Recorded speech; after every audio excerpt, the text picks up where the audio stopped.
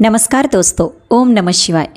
दोस्तों, आप लोग शायद नहीं जानते होंगे किन लोगों के घर का विनाश जल्दी होता है, किन लोगों के घर में गरीबी जल्दी आती है और किन लोगों के घर में माता लक्ष्मी रूठ जाती है।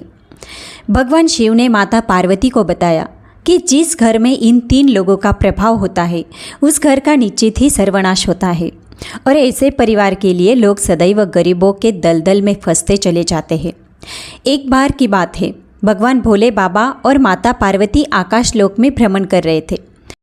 भगवान भोले बाबा ने कहा, हे देवी पार्वती, पृथ्वी लोक में जिस घर में इन 3 लोगों का प्रभाव होता है उस घर का सर्वनाश होकर ही रहता है और उस घर में दरिद्रता आ जाती है। तभी माता पार्वती कहती है, हे स्वामी, आप बताइए कि वे कौन से 3 लोग हैं। हमारे हृदय में जानने की जिज्ञासा उत्पन्न हो रही है।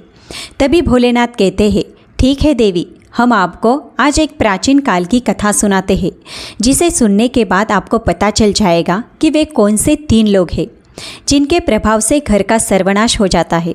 दोस्तों, अगर आप चैनल पर नए हैं तो वीडियो को लाइक, चैनल को सब्सक्राइब कीजिए और बेल आइकन भी प्रेस कीजिए। और वीडियो पसंद आता है तो कमेंट में ओम नमः शिवाय लिखिएगा।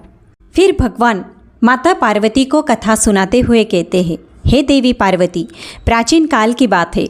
किसी नगर में एक व्यापारी रहता था। वह व्यापारी बड़ा ही धनवान व्यक्ति था।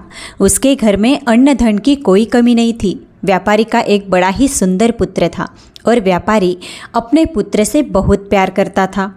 व्यापारी और उसकी पत्नी को विवाह के बहुत सालों बाद संतान की प्राप्ति हुई थी और वे दोनों अपनी संतान से बहुत प्रेम करते थे। व्यापारी हर कार्य अपने पुत्र से पूछकर ही करता।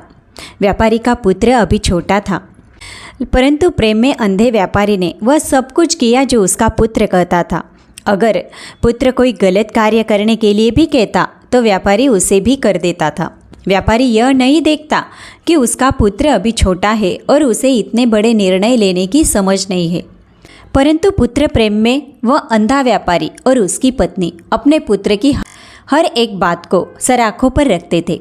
व्यापारी का पुत्र जो भी मांगता वो उसे लाकर देता।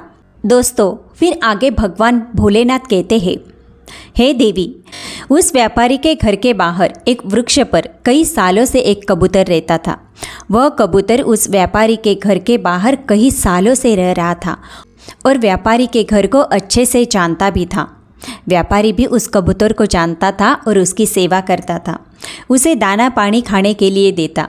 वह कबूतर यह देखकर बड़ा ही चिंतित रहता कि व्यापारी अपने पुत्र की हर बात को मान लेता है और व्यापारी का पुत्र जिस भी चीज़ की जिद करता है वो उसे लाकर देता है। एक दिन कबूतर उसी पेड़ पर बैठकर ये सब देख रहा था। तभी वो व्यापारी से कहता है, तुम्हें अपने पुत्र के प्रेम में इतना अंधा नहीं होना चाहिए। तुम्हारी यह गलती तुम्हें आगे जाकर बहुत भारी पड़ेगी। तभी वो व्यापारी कहता है, अरे कबूतर, तुम नहीं जानते, मेरा पुत्र स्वयं भगवान का रूप है। इतनी मन्नतों के बाद मुझे पुत्र की प्राप्ति हुई है। अब वह जैसा कहेगा मैं वैसा ही करूँगा। तब कबूतर कहता है, अरे पुत्र प्रेम में अंधे, तुम्हें मेरी बात समझ में नहीं आ रही है।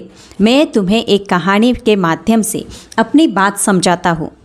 दोस्तों, फिर कबूतर अपनी कहानी को प्रारंभ करता है और कहता है, हे व्यापारी, प्राचीन समय की बात है। एक गांव में एक सेठ रहा करता था। वह सेठ बड़ा ही भोला भाला व्यक्ति था। उस सेठ के 3 बेटे थे। उसने अपने तीनों बेटों के साथ घर में आराम से वो रहता था। वो अपने सभी बेटों का विवाह कर चुका था और उसकी तीनों बहुएं उसकी खूब सेवा करती थी। छोटी बहू के आने के बाद सेठ के घर में अन्न और धन की कोई कमी नहीं थी और घर का माहौल बड़ा ही शांतिपूर्ण था। उनके घर में कभी कोई लड़ाई झगड़ा नहीं होता था। सेठ के सभी पुत्र एक साथ मिलकर रहते और सेठ की बहुएं आपस में बड़ा प्रेम करती थी। चारों बहुएं मिलकर एक साथ खाना पकाती और अपने पतियों और ससुर को खिलाती। सेठ का व्यापार भी बहुत अच्छे से चल रहा था। तीनों बेटे व्यापार को बड़े अच्छे से संभाल भी रहे थे। सेठ सोचता था कि अब तो उनका जीवन सफल हो चुका। घर में तीनों बहुएं बड़े प्यार से रहती है और उसका व्यापार उसके तीनों पुत्र बड़े अच्छे से संभाल रहे हैं। अन्न धन की घर में कोई कमी नहीं है। ऐसे विचार करके सेठ बड़ी सुकून की नींद लिया करता था। सेठ की इतनी अच्छी जिंदगी देखकर गांव के अन्य लोग सेठ से जलने लगे थे। गांव के सभी लोग सोचते कि यह सेठ तो बड़ा ही सुखी है, इसका जीवन बड़े ही आराम से कट रहा है और इसके जीवन में कोई दुख तकलीफ भी नहीं है। आगे कबूतर कहता है, हे व्यापारी, अक्सर मनुष्य दूसरों की तरक्की से जलता है।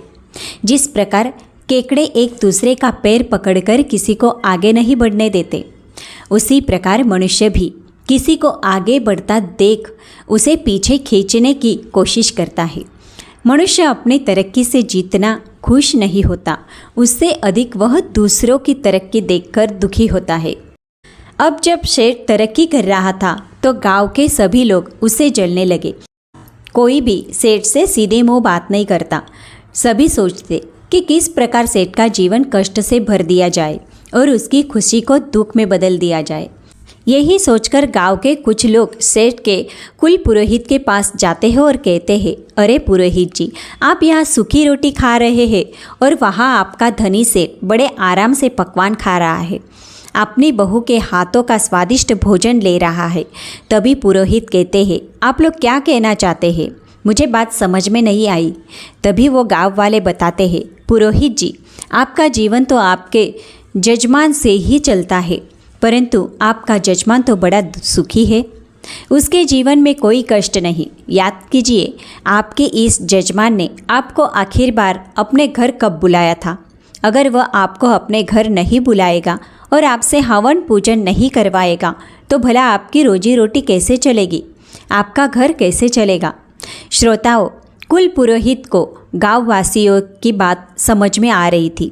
वह भी सोच रहा था कि बात तो सही है, सेठ ने बहुत समय से मुझे अपने घर नहीं बुलाया और उसका जीवन बड़े ही सुख से कट रहा है।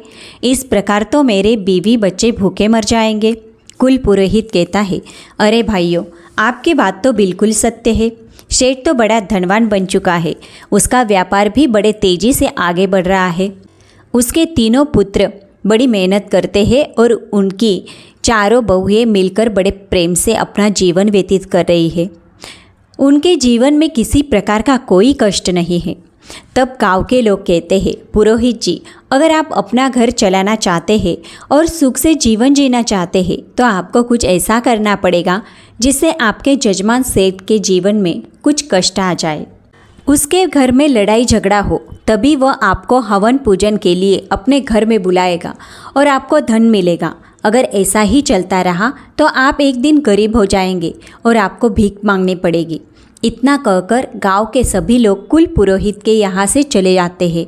अब इधर वह कुल पुरोहित बड़ी चिंता में डूब जाता है और सोचता है कि अब मैं ऐसा क्या कर सकता हूँ जिससे सेठ के घर में लड़ाई झगड़ा होने लगे, उसका व्यापार बंद हो जाए, तभी वह मुझे हवन पूजन के लिए अपने घर में बुलाएगा। अब ऐसा सोचकर वह कुल पुरोहित एक साधु महाराज के पास जाता है और कहता है, हे स्वामी, मेरी सहायता करिए। मेरे गांव में मेरा जजमान है जो एक सेठ है। सेठ बड़ा ही सुखी जीवन जी रहा है, उसके जीवन में किसी प्रकार का कोई कष्ट नहीं है, परंतु जिस प्रकार चोरों का जीवन लापरवाह लोगों से चलता है, जिस प्रकार राजा का जीवन झगड़ा करने वालों से चलता है, उसी प्रकार पुरोहित और पंडितों का जीवन अपने जजमान से चलता है। अगर जजमान के घर में कोई दुख तकलीफ नहीं होगी और वह हमें बुलाएंगे ही नहीं तो हमारा जीवन कैसे चलेगा? हम धन कैसे अर्जित करेंगे? हम तो भूखे मर जाएंगे। तब साधु महाराज कहते हैं, अरे पुरोहित जी, आप चिंता मत करिए, आप बताइए कि क्या तकलीफ है? तब पुरोहित कहते हैं, हे महाराज, मैं चाहता हूँ कि सेठ के जीवन में कुछ कष्ट आने लगे, उसके घर में लड़ाई झगड़ा होने लगे, उसके व्यापार में कुछ कमियाँ आ जाए, तभी वह मुझे हवन पूजन के लिए अपने घर निमंत्रण देगा। पुरोहित की बातें सुनने के बाद साधु महाराज कहते हैं, हे पुरोहित जी, आपका काम तो बड़ा ही छोटा सा है।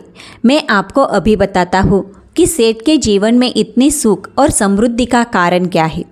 अब साधु महाराज अपने दिव्य दृष्टि से आंखें बंद करके देखते हैं। कुछ देर बाद साधु महाराज आंखें खोलकर कहते हैं, पुरोहित जी, सेठ के आगे बढ़ने का कारण उसके घर में आई छोटी बहू है। सेठ की छोटी बहू साक्षात माता लक्ष्मी का रूप है। वह बड़ी सी संस्कारी और बुद्धिमान स्त्री है। जब से वह सेठ के घर आई है तभी से सेठ के घर में सब कुछ अच्छा हो रहा है। और उसका जीवन सुख से कट रहा है। ऐसी स्त्री जिस भी घर में रहती है वह घर खूब फलता फूलता है। तब पुरोहित कहता है, हे स्वामी जी, अगर ऐसा है तो इसका कोई रास्ता होगा जिससे सेठ के घर में लड़ाई झगड़ा होने लगे और उसका व्यापार ठंडा पड़ जाए।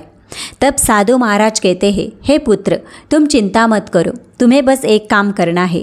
तुम सेठ के घर जाओ और उससे कहना कि सेठ जी, मुझे आपके खेत से एक हरा बांस दे दीजिए, और फिर तुम वह हरा बांस लेकर अपने घर आ जाना। जब तुम ऐसा करोगे तो कुछ दिनों में ही सेठ निर्धन हो जाएगा। उसके घर में लड़ाई झगड़े होने लगेंगे, उसकी बहुएं आपस में झगड़ने लगेंगी और उसका जीवन कष्टों से भर जाएगा। तब वह तुम्हें हवन पूजन के लिए अवश्य बुलाएगा। दोस्तों, साधु महाराज की बातें सुनने के बाद कुछ पुरोहित साधु महाराज को धन्यवाद कहकर अपने घर चले जाते हैं। वह सोचते हैं कि अगले ही दिन मैं सेठ के घर जाऊंगा और उसके खेत से एक हरा बांस मांग लूँगा। जब अगला दिन आता है तो सुबह जल्दी उठकर कुल पुरोहित सेठ के घर पहुंच जाता है। सेठ के घर पहुंचने पर पुरोहित आवाज़ लगाता है। अंदर सेठ आराम कर रहा था। वो बाहर आकर देखते हैं तो वह अपने कुल पुरोहित का बहुत स्वागत करते हैं। सेठ पुरोहित का बहुत आदर सत्कार करते हैं और उसे अंदर बैठा लेते हैं। सेठ कहता है, बताइए पुरोहित जी, आज इतने दिनों बाद आपका हमारा घर कैसे आना हुआ? तब पुरोहित जी कहते हैं, सेठ जी, मैं बस यहाँ से गुजर रहा था तो सोचा आपसे मिलता चलूँ। अब पुरोहित अपनी मीठी मीठी बातों से सेठ को फंसा लेता है और कुछ देर बाद कहता है, हे सेठ जी, मुझे आपके खेत में से एक हरा बांस चाहिए, क्या आप मुझे दे सकते हैं? तब सेठ जी कहते हैं, अवश्य पुरोहित जी, आपने इतनी छोटी सी चीज़ मांगी है, हम अभी आपको लाकर देते हैं। सेठ जी अपने खेत में जाते हैं और एक बांस का टुकड़ा तोड़कर लेकर आते हैं। तभी सेठ जी की छोटी बहू अपने ससुर को आता हुआ देख भागी भागी आती है और कहती है, पिताजी, आप यह बांस का टुकड़ा क्यों लेकर आए हैं? तब सेठ बताता है, बेटी, पुरोहित जी हमारे घर आए हैं और वह चाहते हैं कि हम उन्हें अपने खेत में से एक हरा बांस का टुकड़ा लाकर दें, इसीलिए उन्हें देने के लिए हम ये टुकड़ा लेकर आए हैं। तब वो छोटी बहू कहती है, पिताजी, आप ये बांस का टुकड़ा पुरोहित जी को अवश्य दे दीजिए, परंतु इससे पहले कुछ देर के लिए यह बांस का टुकड़ा मुझे दीजिए, मैं इसे थोड़ी देर में लाकर आपको दूंगी। फिर वह सेठ जी अपनी छोटी बहू को वह बांस देकर चला जाता है। इधर वो छोटी बहू बांस में से कुछ हरे पत्ते तोड़कर अपने घर में बंधी हुई काली गाय को खिला देती है। इसके बाद वह बांस लेकर अपने ससुर जी को दे देती है। अब सेठ हरा बांस पुरोहित को देता है और कहता है, लीजिए पुरोहित जी, आपने हरा बांस मांगा था और यह रहा, इसे आप ले जाइए। तब वो पुरोहित बड़ा ही खुश होता है, सोचता है अब सेठ की खुशियाँ मैंने ले ली है। पुरोहित अपने घर लौटता है, बांस का टुकड़ा रखकर सोचता है, कुछ दिनों में सेठ मुझे ज़रूर याद करेगा, क्योंकि उसके घर में लड़ाई और झगड़ा, गृह क्लेश शुरू हो जाएगा। तब मैं हवन पूजन करके अच्छे पैसे मांग लूँगा। ऐसे विचार करके वह कुल पुरोहित बड़ा ही प्रसन्न हो रहा था। अब पुरोहित इंतज़ार करने लगता है कि कब सेठ का बुलावा आएगा और मैं जाकर सेठ के घर में हवन पूजन करूँगा।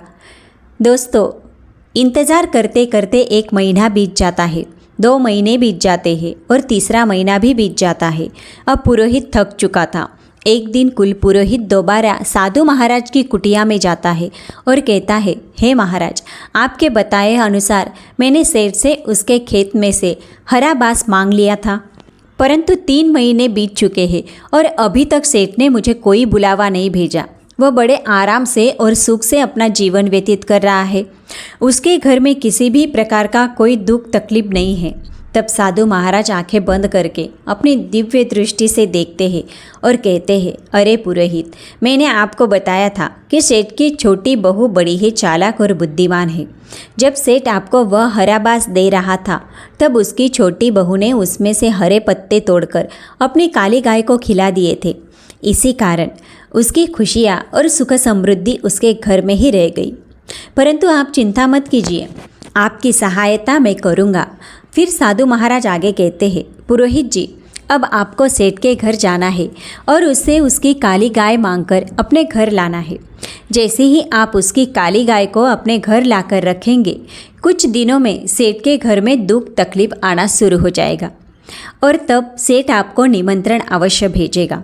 अब वह कुल पुरोहित एक बार फिर प्रसन्न हो जाता है और साधु महाराज को धन्यवाद कहकर अपने घर के लिए निकल पड़ता है। घर पहुंचकर वह सोचता है कि कल सुबह होते ही मैं सेठ के घर जाकर उसकी गाय मांग लूँगा। उसके बाद मैं देखूँगा सेठ कैसे इतना सुखी रहता है।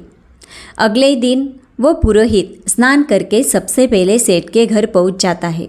सेठ अपने घर का दरवाज़ा खोलता है और देखता है पुरोहित आया है। सेठ उसे अंदर ले जाते हैं और स्वादिष्ट भोजन कराते हैं। इसके बाद सेठ ने पूछा, बताइए पुरोहित जी, आपका कैसे आना हुआ? वो पुरोहित कहते हैं, सेठ जी, मैं बड़ी ही दुख तकलीफ में हूँ। मेरे घर पर जो गाय है उसने दूध देना बंद किया है और मेरे बच्चों को दूध नहीं मिल रहा। कई दिनों से मेरे बच्चों ने दूध भी नहीं पिया, इसीलिए मैं आपसे सहायता लेने आया हूँ। अगर आप मुझे अपनी काली गाय दे देंगे तो आपकी बड़ी ही कृपा होगी। पुरोहित की ऐसी दुख भरी बातें सुनकर सेठ सोचता है, चलो कोई बात नहीं, ये हमारे कुल पुरोहित है, अगर हम इनका भला करते हैं तो यह पुण्य का काम होगा। ऐसा सोचकर सेठ कहता है, पुरोहित जी आप चिंता न करें, हम आपको अपनी काली गाय देंगे। इतना कहकर सेठ गाय को लेने के लिए अपने घर के आंगन में जाता है और गाय को लेकर पुरोहित को देने के लिए चल देता है।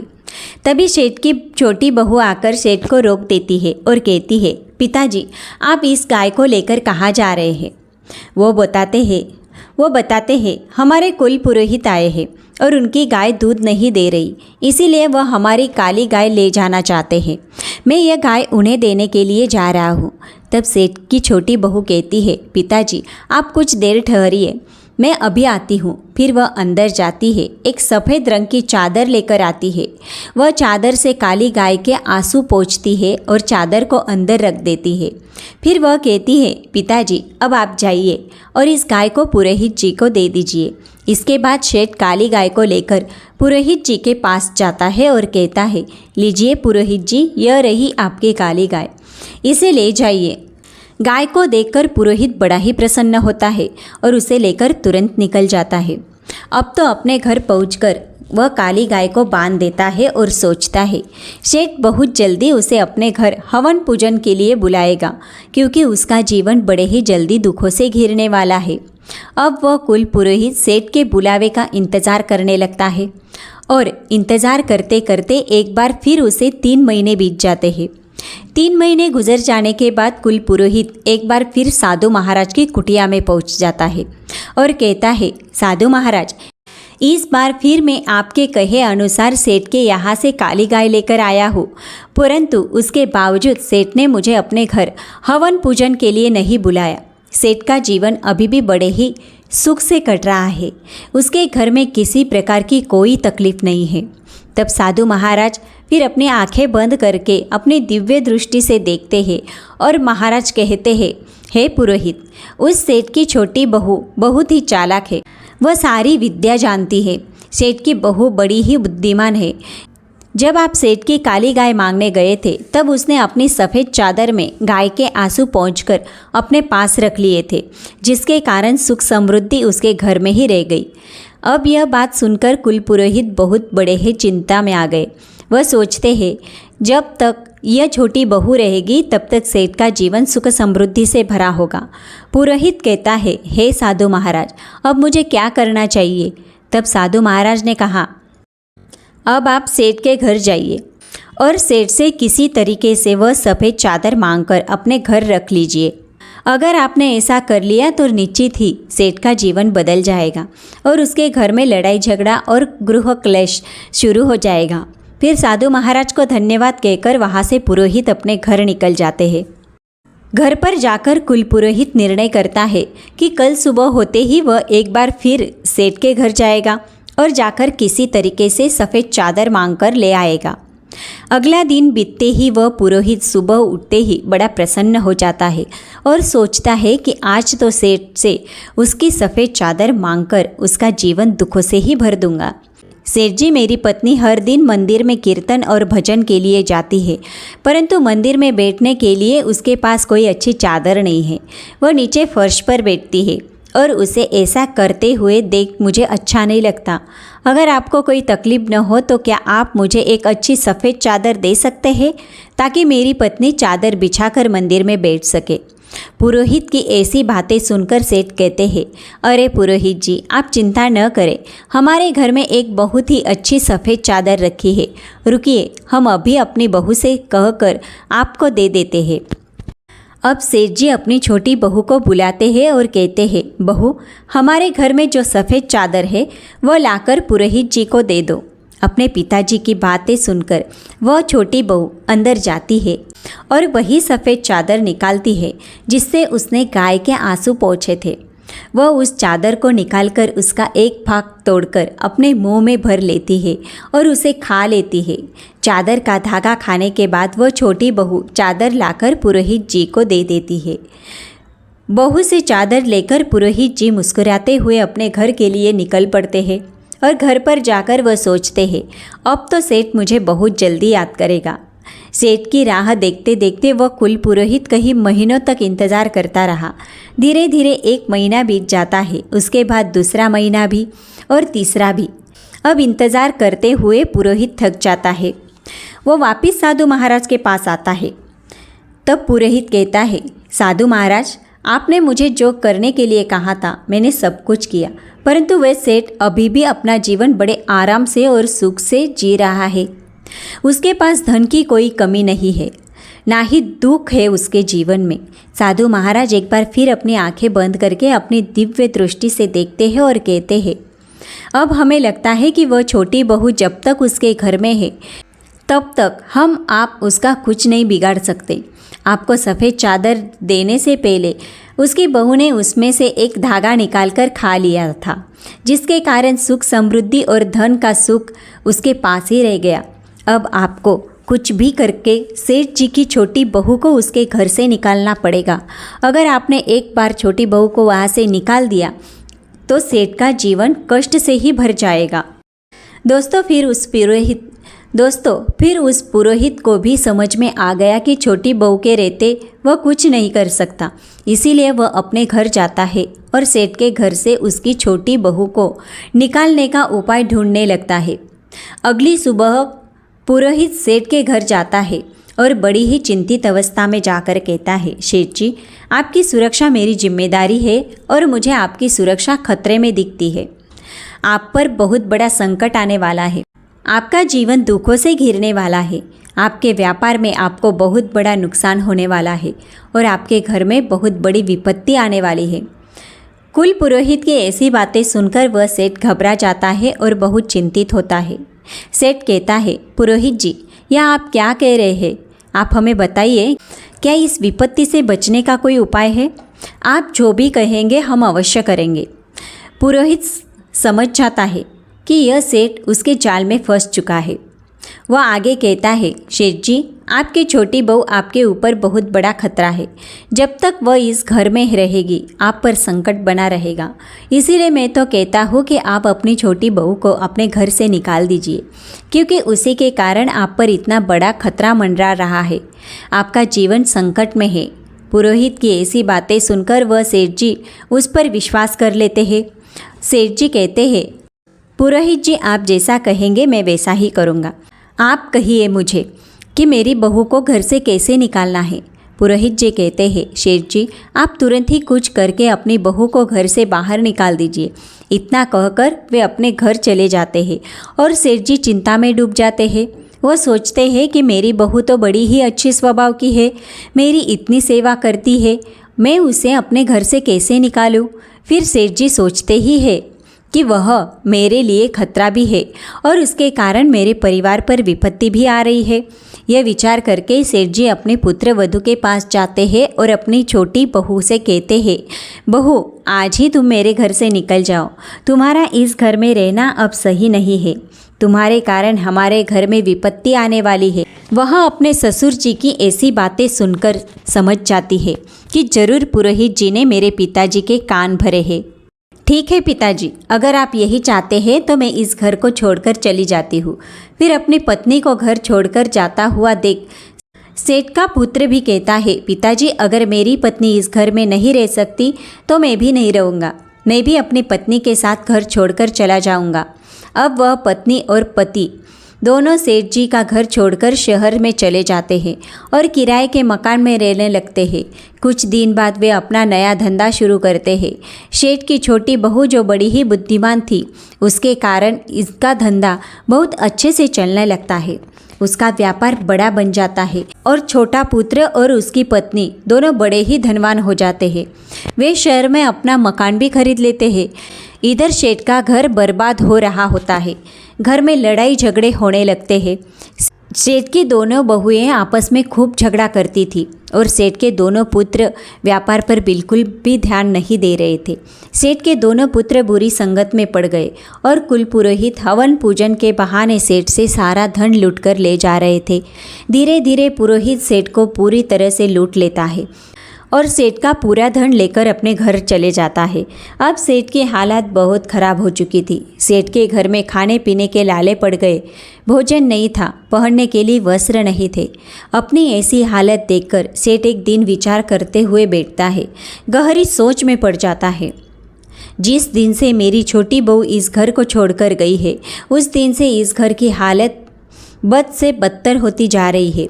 सेठ को यह समझ में आ चुका था कि उसकी छोटी बहू उसके घर को बचा सकती है। सेठ तुरंत दौड़कर शहर जाता है और अपने छोटे पुत्र के घर जाकर अपनी लक्ष्मी स्वरूप बहू से क्षमा मांगता है।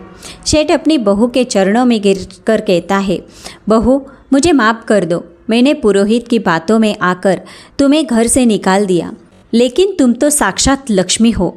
जब तक तुम मेरे घर में थी तब तक घर में सुख शांति बनी रही, और जब से तुम घर छोड़कर गई हो तब से घर में गृह क्लेश हो रहा है, लड़ाई झगड़े हो रहे हैं और हम बड़े ही धनहीन हो चुके हैं।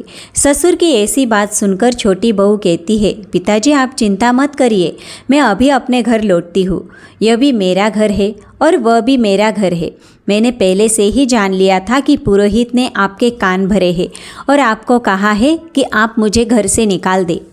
संसार में बहुत से लोग होते हैं जो दूसरों की खुशियों से जलते हैं और उन्हें बर्बाद करना चाहते हैं, लेकिन यह हमारे ऊपर निर्भर करता है कि हम किसकी बातों में आते हैं, कैसे निर्णय लेते हैं और अपने घर को कैसे चलाते हैं। अगर हम गलत लोगों की बातों में आकर अपने ही घर को तोड़ेंगे तो अवश्य हमारे घर का नाश होगा। इतना सुनकर सेठ अपनी बहू और बेटे को लेकर अपने घर लौट जाता है। बहू घर आती है और उसके कुछ दिन बाद सेठ फिर से तरक्की करने लगता है। सेठ का व्यापार भी फिर से चलने लगता है और उसके घर में अन्न धन के भंडार भरने लगते हैं। परिवार में सभी मिलजुल कर रहने लगते हैं और सभी में प्रेम और स्नेह बढ़ने लगता है। फिर भगवान भोलेनाथ माता पार्वती से कहते हैं, हे देवी। एक दिन सेठ की छोटी बहू सेठ से कहती है, पिताजी आज मैं आपसे जो कहने जा रही हूँ मेरी बात को ध्यान से सुनिए। जिस घर में इन 3 लोगों की चलती है वह घर बहुत ही जल्दी बर्बाद हो जाता है। सेठ पूछते हैं, बहू वह 3 लोग कौन हैं? छोटी बहू बताती है, पिताजी ध्यान से सुनिए। नंबर 1, बिगड़ा हुआ बालक। जिस घर में बिगड़ा हुआ पुत्र है जो गलत संगति में पड़ जाता है और उसकी बात घर में मानी जाती है तो उस घर का निश्चित ही सर्वनाश हो जाता है। नंबर 2, जिद्दी और लालची स्त्री। जिस घर में स्त्री लालची और जिद्दी होती है उस घर में कभी धन नहीं रहता और वह कंगाल हो जाता है। नंबर 3, जिस घर का मुखिया बाहर वालों की बातों में आ जाता है और उनके कहे अनुसार चलता है तो उस घर का सर्वनाश हो जाता है। छोटी बहू आगे कहती है, पिताजी जिस प्रकार आप पुरोहित की बातों में आ गए थे उसी प्रकार अगर घर का मुखिया बाहर वालों की बातों को मानकर अपने घर के निर्णय करता है तो उसका घर अवश्य विनाश पाता है। इतना सुनकर सेठ अपनी बहू की बातों को समझ जाते हैं। जब व्यापारी ने यह कहानी पूरी सुनी तो उसे समझ आ गया। वह अपने पुत्र को सही शिक्षा देता है और पुत्र के अनुसार चलना बंद कर देता है। उम्मीद है कि आपको यह कथा पसंद आई होगी। दोस्तों, अगर आपको कथा थोड़ी भी पसंद आई है तो कमेंट में ओम नमः शिवाय लिखना मत भूलिएगा। चलिए मिलते हैं अगले वीडियो में।